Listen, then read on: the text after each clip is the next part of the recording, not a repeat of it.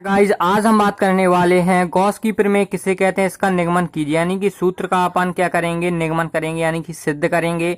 तो बिना बकवास करते हुए वीडियो को कर लेते हैं शुरू। और हम अदर यूट्यूब चैनल की तरह नहीं बताने वाले हैं, आपको बहुत ही अलग तरीके से बताने वाले हैं। और आपको क्या है कि ये पूरी वीडियो समझ में आएगी और ये आप गॉस थ्योरम तो जीवन में भूल ही नहीं पाएंगे। तो दोस्तों पहले इस वीडियो में हम आपको आखिरकार क्या बताने वाले पर्पज बता दे रहे हैं। पहले आप यहाँ पे देख लीजिए कि इस नियम के अनुसार किसी बंद पृष्ठ से गुजरने वाला संपूर्ण वैद्युत फ्लक्स उस बंद पृष्ठ के अंदर निर्वात में उपस्थित कुल आवेश का 1/ε गुना होता है। तो आप जान लीजिए किसी बंद पृष्ठ, अपन ने एक क्या किया, एक बंद पृष्ठ बना लिया। फिर कहता है कि उससे गुजरने वाला संपूर्ण वैद्युत फ्लक्स, अपन ने एक संपूर्ण वैद्युत फ्लक्स यहाँ पे गुजार देंगे। इसके बाद आप यहाँ धन क्यू आवेश है आपका, और धन क्यू आवेश कहता है कि कुल आवेश का 1/ε गुना होता कि नहीं होता है। तो क्या करना है, ये आपकी त्रिज्या आर है यहाँ तक की, और ये आपका आवेश बाहर तक निकला हुआ है। आप जानते हैं वैद्युत फ्लक्स जब ही निकलता है कि जब किसी सतह पर विद्युत क्षेत्र को गुजरने कुल रेखाओं को क्या कहते हैं, वैद्युत फ्लक्स। इसी प्रकार से अपन ने एक यहाँ पे रेखा गुजरी हुई है और हम इस प्रकार से इसको ज्ञात करेंगे अल्प अवयव मान के। यानी कि आप जानते हैं जैसे कोई पत्थर है तो यहाँ पत्थर पत्थर मिलके एक बड़ा पत्थर बनता है। इसी प्रकार से ये आपका जो पृष्ठ है पूरा बंद पृष्ठ, ये छोटे छोटे अवयवों से मिलकर बना हुआ है। तो पहले हम छोटे अवयव का ज्ञात करेंगे फिर पूरे संपूर्ण का। तो यहाँ पे पहले अपना पर्पज आपको ज्ञात करना क्या पड़ता है, यहाँ पे फाई ई बराबर Q/ε0, क्योंकि जो आपका संपूर्ण वैद्युत फ्लक्स होता है वो आवेश के 1 क्या होता है, एप्सिलॉन गुना होता है। तो आपको यही सिद्ध करना है। तो वीडियो में हम आखिरकार इसी को बताने वाले हैं।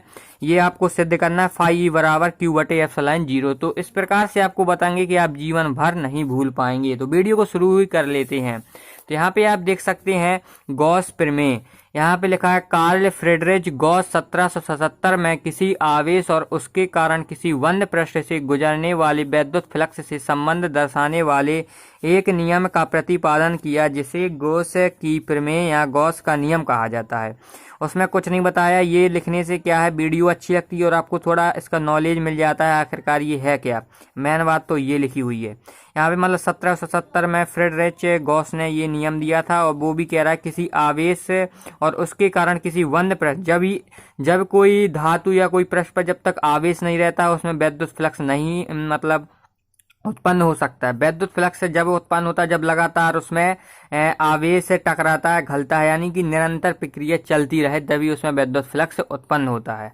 तो इसमें यही बताई गई है। फिर यहाँ पे लिखा है इस नियम के अनुसार किसी बंद पृष्ठ से गुजरने वाला संपूर्ण वैद्युत फ्लक्स उस बंद पृष्ठ के अंदर निर्वात में उपस्थित कुल आवेश का 1/ε0 गुना होता है। और आप जानते हैं जहाँ एप्सिलॉन निर्वात की विद्युतशीलता कहलाती है। और ये लिखा हुआ है यदि किसी बंद पृष्ठ के अंदर निर्वात में उपस्थित कुल आवेश Q हो तो गॉस के प्रमेय से उस बंद पृष्ठ से गुजरने वाला वैद्युत फ्लक्स। अब आपको बताते हैं ज्ञात करने का तरीका। तो आपको करना क्या है, यहाँ पे कहता है यदि किसी बंद पृष्ठ, तो यहाँ पे देखिए एक अपना यहाँ पे बंद पृष्ठ है और उसके अंदर निर्वात में उपस्थित कुल आवेश, तो आपका क्या कुल आवेश Q है। और अगर आप देखें हम चित्र में आपको समझाएंगे इसका मतलब क्या है, ये आपको बाद में बताएंगे, ये आप जान लीजिए। कुल आवेश Q हो तो गॉस की प्रमेय उस बंद पृष्ठ से गुजरने वाला वैद्युत फ्लक्स, ये आप जानते हैं 1/ε गुना होता है। अब आपको बताते हैं इसका मतलब, पहले चित्र बना के बताते हैं आपको, चित्र में अधिक समझ में आएगा। तो आपको क्या है, एक बंद पृष्ठ बनाना है इस प्रकार से और इसमें कोई आवेश रखना है धन Q और O बिंदु मान लेना है उससे आवेश को, और R त्रिज्या बना देनी है और इसको आगे तक बढ़ा देना है क्योंकि ये आपकी विद्युत क्षेत्र रेखा हो जाएगी। और आपको अल्प अवयव मान लेना है, एक अल्प अवयव को यहाँ पे एक बिंदु मिलेगा इसको P मान लेना है और ये अल्प अवयव आपका DS हो जाएगा। और ये आपका विद्युत क्षेत्र E है बाहर की ओर। ये आपका चित्र कंप्लीट हो चुका है। इसके बाद जो हमने यहाँ पे बात बताई थी, यहाँ पे आप देख सकते हैं समाकलन फाई ई और इंटू DS, ये वही है कि जो आपका विद्युत क्षेत्र E हो गया और यहाँ पे आपका अल्प अवयव DS है, ये मान के अपन लगाएंगे। तो यहाँ पे देख सकते हैं यहाँ हमने यहीं ये लिखा है जो हमने यहाँ पे माना हुआ है। माना कोई बिंदु आवेश धन Q किसी गोले के केंद्र O पर रखा है, यानी कि जो धन Q आवेश है वो बिंदु O पर रखा हुआ है और गोले की त्रिज्या R है, यानी कि यहाँ से लेकर अपन ने आर माना था, आर त्रिज्या हो गई, और तब गोले के पृष्ठ पर स्थित किसी बिंदु पी पर विद्युत क्षेत्र का परिमाण। अब जो आपका ये बिंदु है, इस पे विद्युत क्षेत्र का जो परिमाण होगा वो कूलाम के नियम से आप देख सकते हैं। जैसे होता है, यहाँ पे आप मान सकते हैं कि आपने एक नियम तो पढ़ा ही होगा कि E बराबर, यहाँ विद्युत क्षेत्र है आपका, तो E बराबर होगा 1/4πε0 और गुणे यहाँ पे होगा Q/r²।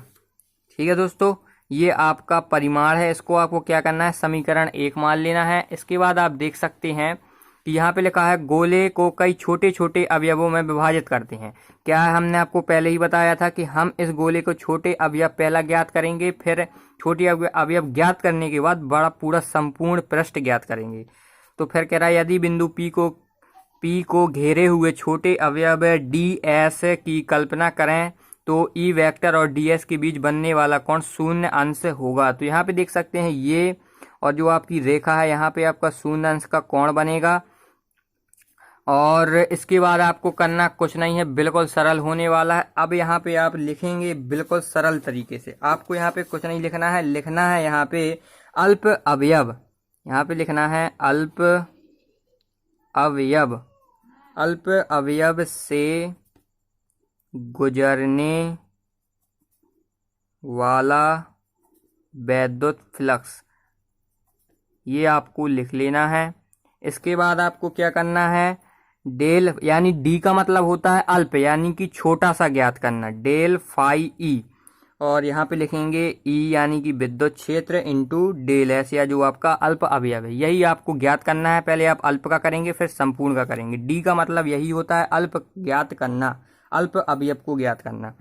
तो यहाँ पे आप देख सकते हैं, यहाँ पे हो जाएगा A into D S cos theta. आप ये तो जानते ही होंगे कि जब यहाँ पे फिजिक्स का एक फार्मूला होता है, जब ये वाला इंटू खुलता है तो कॉस थीटा आता है, और ये क्रॉस वाला इंटू खुलता है तो साइन थीटा आता है। तो ये आपको पता ही होगा। यहाँ पे फिर आपका हो जाएगा ई डी एस कॉस 0 अंश, क्योंकि यहाँ पे आप देख सकते हैं जो आपका अंश 0 अंश का कोण बना था, और हमने यहाँ पे लिखा भी 0 अंश का कोण। तो यहाँ पे लिखेंगे आप कॉस 0 का मान 1 होता है। तो यहाँ पे हो जाएगा E D S D phi E, यानी कि आपका अल्प अवयव ये है। तो आपको क्या करना है कि समीकरण 1 है, इसमें ई का मान रख देना है, तो आपका फाइनली डी फाई अल्प अवयव निकल आएगा। तो यहाँ पे आपको लिखना है समीकरण 1 से ई का मान रखने पर, ये आपको लिख लेना है। फिर आप मान रख दीजिए, तो यहाँ पे हो जाएगा डी फाई ई बराबर 1/4πε0 इंटू Q/r² और डी एस, ये आपका अल्प अवयव। अब निकालेंगे अपन संपूर्ण अवयव। अब आपको निकालने में ये दोस्तों क्या है, बहुत ऑफिशियल निकालने की तरीका है, इसमें एक भी नंबर आपका कटता नहीं है। अब इसके बाद आप क्या लिखेंगे बताते हैं। यहाँ पे लिखेंगे आप संपूर्ण, यहाँ पे आप लिखेंगे संपूर्ण पृष्ठ, संपूर्ण पृष्ठ से गुजरने वाला वैद्युत फ्लक्स। अब आपका पूरा संपूर्ण का निकालेंगे वैद्युत फ्लक्स। तो यहाँ पे आपका हो जाएगा फाई ई बराबर, अब देखो अल्प अपन ने निकाला था तो डी हुआ था, अब पूरा संपूर्ण निकाल रहे हैं तो केवल फाई ई होगा। और आप क्या करेंगे, संपूर्ण का समाकलन करेंगे, जो आपका अल्प अवयव आया था डी फाई ई आया था उसका आप समाकलन करेंगे, ये कहलाता है समाकलन, यानी बंद पृष्ठ का समाकलन कर रहे हैं। तो यहाँ पे आपका हो जाएगा समाकलन ऑफ, आप डी फाई ई का मान रख दीजिए जो यहाँ पे आपका अल्प अवयव आया था, देख लीजिए एक बार बता देते हैं, ये आपको मान यहाँ पे रखना है। तो यहाँ पे अब जब आप मान रखेंगे तो यहाँ पे हो जाएगा 1/4πε0 इंटू Q/r² ds। तो इसके बाद आप क्या करेंगे, जो आपका अचर पद है वो बाहर निकाल लीजिए। तो अचर पद है यहाँ पे 4πε0 और इंटू Q/r², केवल आपका ds है, इसका अवकलन होगा। तो आप जानते ही हैं कि संपूर्ण ds का आपका हो जाएगा, आप एक फार्मूला आपको जरूर याद रखना है, गोले का पृष्ठीय क्षेत्रफल। तो आपके गोले का पृष्ठीय क्षेत्रफल होता है पाई आर स्क्वायर। इसे आप जानते हैं, जैसे आपने अल्प अवयव ds यानी कि s यानी वो क्षेत्रफल है तो गोले का है। यहाँ पे देख सकते हैं संपूर्ण का अपन ने अल्प अवयव माना था यानी गोलाई का है, तो गोले का पृष्ठीय क्षेत्रफल होता है 4 पाई आर स्क्वायर। तो यहाँ पे लिख दीजिए गोले का पृष्ठीय क्षेत्रफल। इसके बराबर भी इसके बराबर सेम हो जाएगा। इसके बाद जब आप मान रखेंगे 1/4 पाई एप्सिलॉन 0 इंटू क्यू बटे आर स्क्वायर। इसके बाद जब आप इसका मान रखेंगे तो होगा 4 पाई आर स्क्वायर। इसके बाद आर से आर स्क्वायर कट जाएगा, 4 पाई से 4 पाई कट जाएगा। यहाँ पे आपका क्या आएगा, क्यू अपॉन एप्सिलॉन 0 बचेगा, किसके बराबर, फाई, यहाँ पे नहीं लिखते हैं, यहाँ पे लिखते हैं फाई ई बराबर क्यू बटे एप्सिलॉन 0। यही तो अपन को ज्ञात करना था। हमने आपको सबसे पहले यही बताया था कि हमको यही ज्ञात करना है, यानी कि संपूर्ण पृष्ठ से गुजरने वाला वैद्युत फ्लक्स कुल आवेश के 1/एप्सिलॉन गुना होता है। तो यही हमको ज्ञात करना था। फिर आप लास्ट में लिखेंगे यही गॉस की प्रमेय का सूत्र है। गॉस के प्रमेय, गॉस के यही गॉस की प्रमेय का, यहाँ पे थोड़ा सॉरी, गॉस की प्रमेय का सूत्र है। यही आपको लास्ट में लिखना है। आपका आंसर पूरा कंप्लीट हो चुका है। तो हम आपको लास्ट से दिखा दे रहे हैं, आप इसका स्क्रीनशॉट ले सकते हैं। ये आपको सबसे लास्ट में लिखना था। इसके बाद आपको ये करना है, चित्र बनाना। ये पीछे से आपको दिखा रहे, एक बार आगे से भी आपको दिखा दिया जाएगा। अब आप आगे से देख लीजिए। आपको सबसे पहले करना क्या है, आपको डालना है गॉस प्रमेय की हेडिंग। इसके बाद आपको कुछ नहीं करना है, यहाँ तक लिख लेना है, यहाँ तक। फिर इसके बाद लिखने के बाद आपको ये लिखना है, ये कि फाई ई बराबर समाकलन और फाई ई इंटू ds और बराबर क्यू बटे एप्सिलॉन लिखना है। फिर इसके बाद आपको ये चित्र बनाना है, यहाँ देख सकते हैं। फिर आपको ये सब लिखना है, ये पूरा लिख लेना है। फिर इसके बाद ये पूरी मैथमेटिक्स ही लगा सकते हैं, पूरी आपको यहाँ तक करनी है। फिर आप लिख देंगे यही गॉस की प्रमेय का सूत्र है। तो दोस्तों, अगर आपको समझ में आया हो तो लाइक जरूर कर दीजिए और चैनल को जरूर सब्सक्राइब कर दीजिए, क्योंकि हम ऐसी इंटरेस्टिंग वीडियो बनाते हैं। क्या आपको समझ में आने चाहिए। अगर कहीं भी आपको इसका पार्ट समझ में ना आया था होगा तो आप कमेंट सेक्शन में बता दीजिए, हम इसकी प्रॉब्लम सॉल्व कर देंगे। मिलते हैं दोस्तों नेक्स्ट वीडियो में, जब तक के लिए बाय। ऐसा कि आप यहाँ देख सकते हैं कि बहुत मेहनत है आपके लिए। ये कि आपके भाई के पास बहुत छोटा मोबाइल है तो बहुत पसीना आ जाता है।